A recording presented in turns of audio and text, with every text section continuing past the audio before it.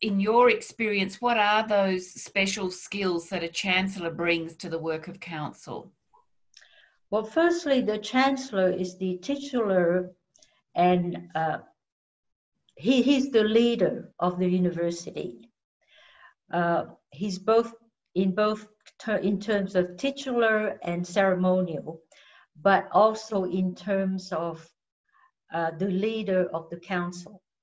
So obviously, leadership skills, very, very important. The Chancellor has to have the skills to manage a meeting of council in the most effective way.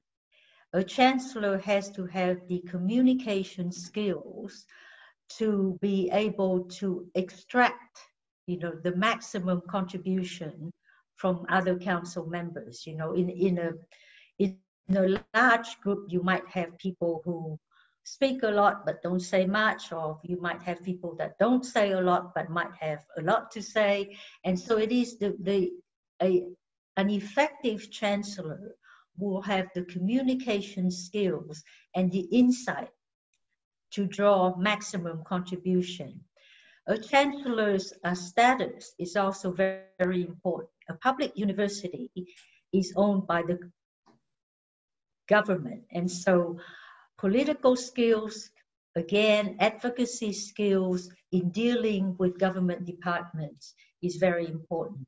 And in selecting a Chancellor for a university, I think it is very important that that person has a high public profile, because the Chancellor deals at all levels of the university's constituents. And so having that status will inspire trust and respect, and in turns will make he or she a successful advocate for the university. This relationship between the Chancellor and the Vice-Chancellor is a very, very, very important one. And the Vice-Chancellor has to be able to respect the Chancellor, has to be able to say, this is someone I can learn from, this is someone whose opinions I trust, this is someone who has a lot to contribute to me as Vice-Chancellor. And so really it's really important that you have a good Chancellor. And so it's the Chancellor sets the tone of the organisation.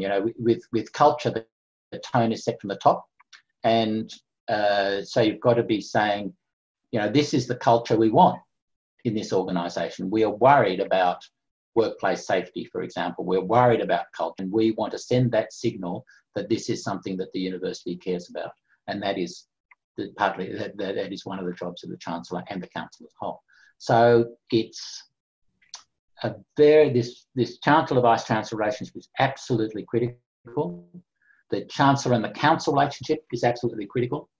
And I see the Chancellor close up in this committee I'm on, because there's only 3 council members on it, and we have robust discussions sometimes about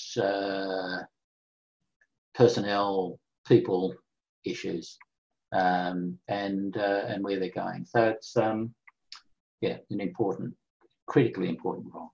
And none of that is in the statutes or anything. That's just how it is.